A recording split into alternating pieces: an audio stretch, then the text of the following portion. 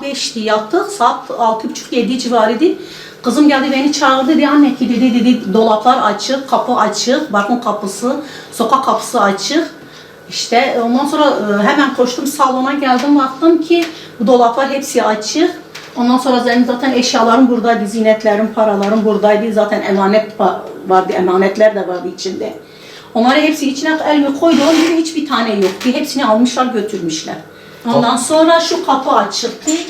Şu kapı şöyle açıktı. Bu kapalıydı. Bir de balkon kapısı açıktı. Zaten bu eşyalar hepsi yerdeydi. Çamaşırlarımız hepsi yerdeydi. Ondan sonra sadece parayla altınları almışlar, gitmişler. Olay olduğu gün biz sonra kalktık, yemeğimizi yedik. Ondan sonra zaten hoca okudu. Hoca okuduktan sonra namazımızı kıldık. Benle oğlum salonda kıldık.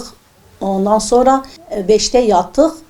Ondan sonra 5'ten sonra hani çocuklar hepsi yattılar. Saat oldu 6.30-7 civarıydı. 7'ye geliyordu. Kızım geldi odaya dedi anne dedi dedi bütün dolaplar açık. Hepsi dedi açıktı dolaplar. Ben dedim acaba deprem mi oldu hani dolaplar hepsi açılmış. Yok anne dedi çamaşırlar da yerde dolabın komple içini boşaltmışlar. Hemen kalktım koştum salona geldim.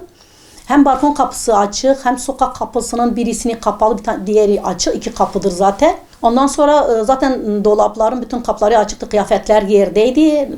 O şekilde zaten çantam görünüyordu. Çantama baktığım gibi hiçbir altın kalmamış içinde, altınlarım, paralarım içindeydi, kalmamıştı. Zaten benim tek değildi. Emanet de vardı.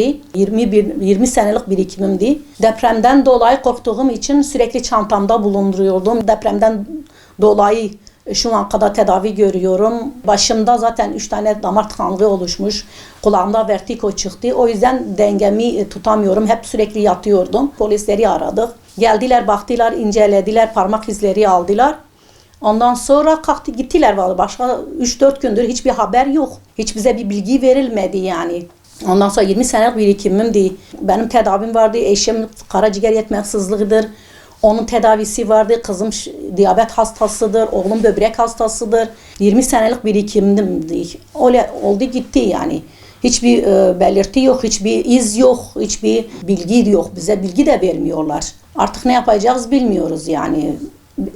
İstiyoruz ki yani paramızı, altınlarımızı bulsunlar. Ama hiçbir hırsızlık da bu kadar serbest gezmemeleri gerek. Ondan sonra bir ceza vermiyorlar ona. Yakaladığı gibi salıyorlar hemen. Hani salmasınlar, bir ceza versinler, bir ağır bir ceza versinler ki bir daha denemesinler, bir daha teşhis etmesinler.